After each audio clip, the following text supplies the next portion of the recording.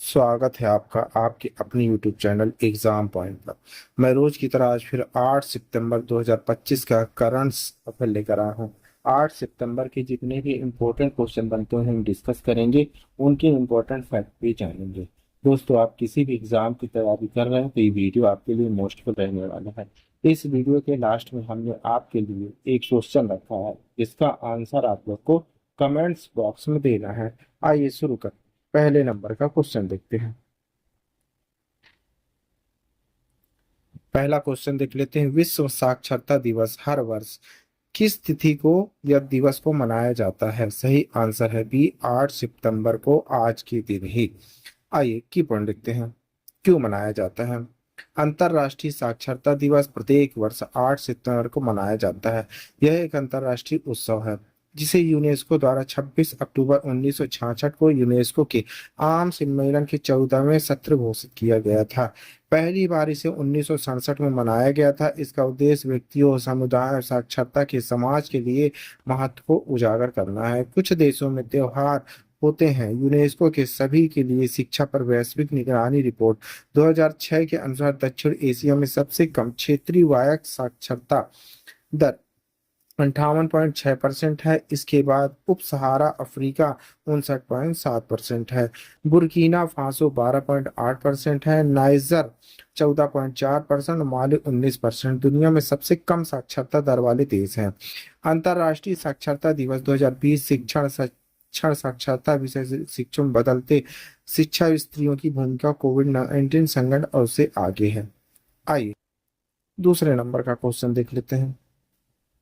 किसे बॉम्बे उच्च न्यायालय का मुख्य न्यायाधीश नियुक्त किया गया है? सही आंसर है ए, न्यायमूर्ति श्री चंद्रशेखर जी को। की पढ़ते हैं। न्यायमूर्ति श्री चंद्रशेखर ने औपचारिक रूप से बॉम्बे उच्च न्यायालय के मुख्य न्यायाधीश पद की शपथ ग्रहण की। यह शपथ महाराष्ट्र के राज्यपाल श्री सीपी राधाकृष्णन ने 5 सितंबर 2025 को मुंबई स्थित राजभवन में दिलाई। यह नियुक्ति भारत के सबसे प्रमुख उच्च न्यायालयों में से एक न्यायपालिका में एक महत्वपूर्ण बदलाव का प्रतीक है। इन गणमान्य व्यक्तियों की मौजूदगी ने बॉम्बे उच्च न्यायालय के महत्व प्रभाव को अधिक रेखांकित किया, जिसकी आधिकारिकता महाराष्ट्र, गोवा, केंद्र शासित प्रदेश, दादरा नगर हवेली तथा दमन और दीव पर भी है। आइए तीसरे नंबर का क्वेश्चन देखते हैं। हाल ही में सिटी बैंक ने कौस्तुभ कुलकर्णी को किस पद पर नियुक्त किया है?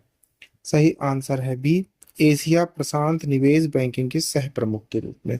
की पॉइंट, सिटी बैंक ने कौस्तुभ कुलकर्णी को एशिया प्रशांत क्षेत्र के निवेश बैंकिंग के सह प्रमुख को हेड इन्वेस्टमेंट बैंकिंग के रूप में नियुक्त किया। यह क्षेत्र जापान, उत्तर एशिया, ऑस्ट्रेलिया, दक्षिण एशिया जैसे प्रमुख बाजारों को शामिल करता है। कुलकर्णी दिसंबर 2025 में सिटी ग्रुप से जुड़े नियामकीय मंजूरी के बाद और सिंगापुर से काम करेंगे। यह वे सिटी के मौजूदा एशिया प्रशांत निवेश बैंकिंग प्रमुख मेजगेट के साथ मिलकर काम करेंगे।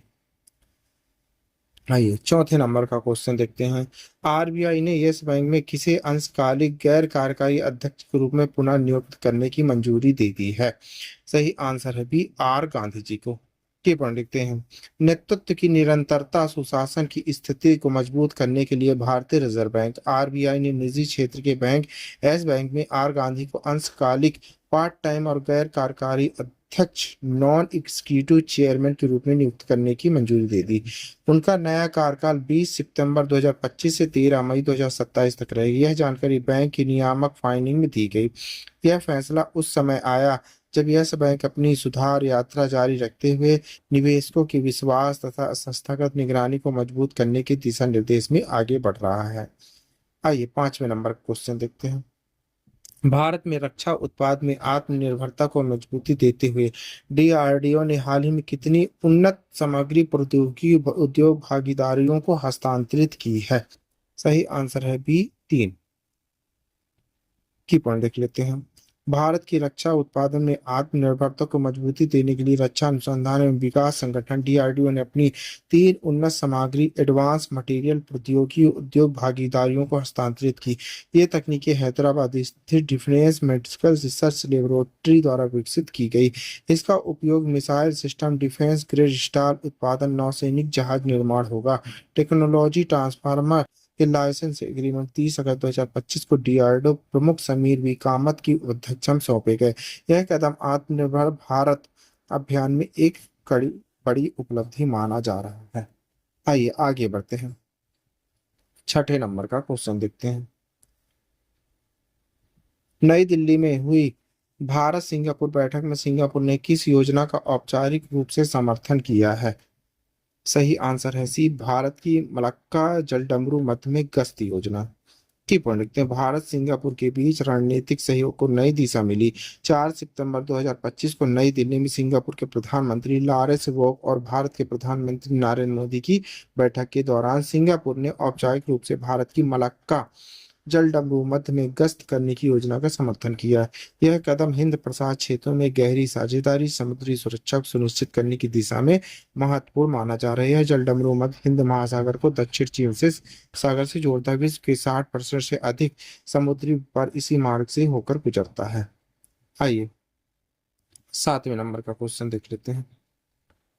नीति आयोग द्वारा हाल ही में जारी रणनीति के अनुसार भारत का लक्ष्य किस वर्ष तक दलों में आत्मनिर्भरता प्रदान करता है? सही आंसर है बी, 2030। की पॉइंट, भारत को कृषि आत्मनिर्भरता की दिशा में आगे बढ़ाने के लिए नीति आयोग ने दालों को लेकर एक व्यापक रणनीति जारी की। इस रिपोर्ट का उद्देश्य वर्ष 2030 तक दालों में आत्मनिर्भरता, वर्ष 2047 तक उत्पादन को दोगुना करना। यह रोड मैप तकनीकी पारिस्थितिकी सामाजिक आर्थिक हस्तक्षेप को एकीकृत करता है, जिससे दाल क्षेत्र को भारत की खाद्य पोषण सुरक्षा का स्तंभ बनाया जा सके। लक्ष्य 2047 से 51.57 मिलियन टन उत्पादन दोगुना। अनुमानित उत्पादन 2003 शक्ति 32.1 MT, 2047 तक 50.7 MT। आइए 8वां देखते हैं। स्वतंत्रता सेनानी वी.ओ. चिदंबरनार की जयंती के अवसर पर किस केंद्रीय मंत्री ने चिदंबरनार बंदरगाह तूतीकोरिन में हरित हाइड्रोजन पायलट परियोजना का उद्घाटन किया है? सही आंसर है बी, सर्बानंद सोनोवाल जी ने। की पढ़ते हैं, स्वतंत्रता सेनानी वी.ओ. चिदंबरनार की जयंती के अवसर केंद्रीय बंदरगाह नौवहन जनमानव मंत्री सर्बानंद सोनोवाल तमिलनाडु की तूतीकोरिन स्थित वी.आर. चिदंबरम बंदरगाह में एक महत्वपूर्ण हाइड्रोजन पायलट परियोजना का उद्घाटन किया। कई अधोसंरचना परियोजनाओं की नींव रखी। यह कदम भारत के हरित समुद्री भविष्य बंदरगाह आधारित आर्थिक विकास की दिशा में एक बड़ा मील का पत्थर है। यह बंदरगाह क्षेत्र में हाइड्रोजन ऊर्जा अपनाने वाला पहला पायलट प्रयास है। हरित हाइड्रोजन का उत्पादन नवीनीकरणीय स्रोतों से किया जाएगा। आइए 9वें नंबर का क्वेश्चन देख लेते हैं। इसरो ने घोषणा की कि उसका नया प्रक्षेपण केंद्र लॉन्च कॉम्प्लेक्स कहां बनाया जा रहा है? सही आंसर है बी, कुलशेखरपट्टिनम तूतीकोरिन तमिलनाडु में। की पढ़ी, भारत की अंतरिक्ष महत्वाकांक्षाओं के लिए एक बड़े कदम के रूप में इसरो ने घोषणा की है कि तमिलनाडु के तूतीकोरिन जिले के कुलशेखरपट्टिनम में बन रहा नया प्रक्षेपण केंद्र लॉन्च कॉम्प्लेक्स दिसंबर 2026 तक पूरी तरह से संचालित हो जाएगा। यह भारत का दूसरा अंतरिक्ष बंदरगाह होगा। श्रीहरिकोटा स्थित सतीश धवन अंतरिक्ष केंद्र के साथ कार्य करेगा। मुख्य रूप से small satellite launch vehicle SLV प्रक्षेपण के लिए समर्पित होगा। आइए 10वें नंबर का क्वेश्चन देख लेते हैं। किस वैश्विक स्पोर्ट्स वियर ब्रांड ने भारतीय तेज गेंदबाज मोहम्मद सिराज को अपना नया ब्रांड एम्बेसडर बनाया है? स्केचर्स ने। की पढ़ लिखते हैं, भारत के तेजी से बढ़ते क्रिकेटर फुटवियर बाजार में अपनी मजबूत करने के लिए वैश्विक स्पोर्ट्स वियर ब्रांड स्केचर्स ने भारतीय तेज गेंदबाज मोहम्मद सिराज को अपना नया ब्रांड एम्बेसडर बनाया है। यह साझेदारी स्केचर्स की भारतीय क्रिकेट में बढ़ती मौजूदगी का संकेत। इसके एथलीट की सूची में एक और बड़ा नाम जुड़ गया है। अब सिराज स्केचर्स के क्रिकेट फुटवियर पहनने नजर आएंगे और ब्रांड के परफॉर्मेंस पर लाइफस्टाइल अभियानों का हिस्सा बनेंगे। आइए आगे बढ़ते हैं, 11वें नंबर का क्वेश्चन देख लेते हैं।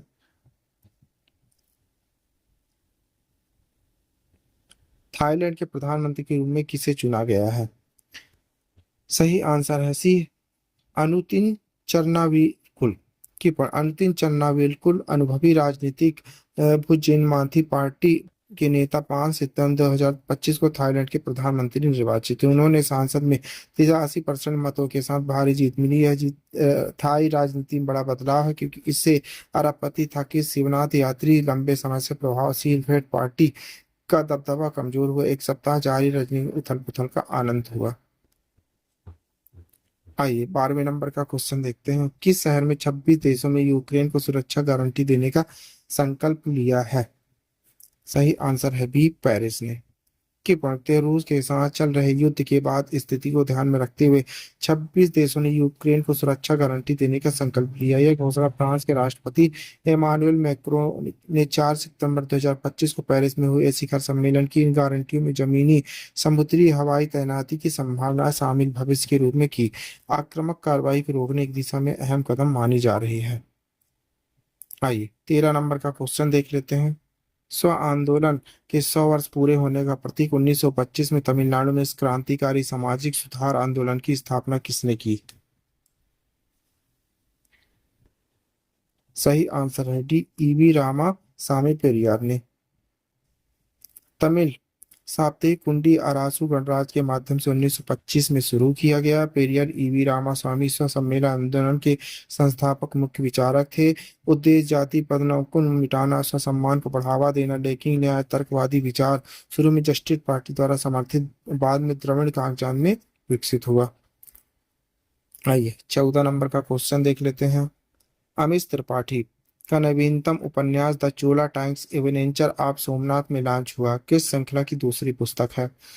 सही आंसर है सी, इंडिका क्रॉनिकल्स की पढ़ते हैं। पुस्तक का शीर्षक the Chola tiger Avengers of Somnath, श्रृंखला लीजेंड ऑफ सुहेलदेव के बाद इंडिया क्रॉनिकल दूसरी किस्त, ध्यान केंद्रीय चोला राजवंश के सोमनाथ मंदिर की लूट का बदला लेने की कहानी। विषय वीरता, सभ्यता का गौरव, आक्रमणों का विरोध करने में दक्षिण भारत का योगदान। आइए 15 नंबर का क्वेश्चन देखते हैं। बाल साहेब साहित्य में उनकी उत्कृष्ट योगदान के लिए प्रोफेसर वेकी गोकाक पुरस्कार किसे सम्मानित किया जाएगा? सही आंसर है सी, आनंद वी पाटिल जी को। की पढ़े आनंद वी पाटिल केंद्र साहित्य अकादमी के बाल साहित्य पुरस्कार के प्राप्त करते हैं। भारत में बाल साहित्य कालशील और प्रभावशील योगदान के लिए जाने जाते हैं। प्रोफेसर वी के गोकाल पुरस्कार भारतीय साहित्य, विशेष रूप से कन्नड़ में महत्वपूर्ण योगदान के लिए व्यक्तियों को सम्मानित करता है। यह कार्यक्रम भारतीय विद्या भवन विनायक गोकाल प्रोग्राम ट्रस्ट आयोजित किया जाता है। आइए लास्ट क्वेश्चन देख लेते हैं। 16 नंबर। भारत की 60वीं वर्षगांठ मनाने के लिए किस देश के प्रधानमंत्री लॉरेंस वोंग ने भारत का दौरा किया है? सही आंसर है सी, सिंगापुर के प्रधानमंत्री लॉरेंस वोंग की भारत की पहली आधिकारिक यात्रा है। 2024-25 में द्विपक्षीय व्यापार 35 बिलियन अमेरिकी डॉलर तक पहुंच गया, जो 2004-5 में 6.7 बिलियन अमेरिकी डॉलर से बढ़ा। सिंगापुर AITIGA के तहत आसियान भागीदारों के साथ व्यापार घाटे पर भारत की चिंताओं का समर्थन करने पर सहमति व्यक्त की। आइए आपके लिए क्वेश्चन है, इसी क्वेश्चन का आंसर आप लोग को कमेंट्स बॉक्स में देना है। क्वेश्चन देख ले, 2025 का सबसे लंबा पूर्ण चंद्रग्रहण कितनी अवधि तक चलेगा? 62 मिनट, 72 मिनट, 82 मिनट या 92 मिनट? दोस्तों इस क्वेश्चन का आंसर आप लोग को कमेंट्स बॉक्स में देना है।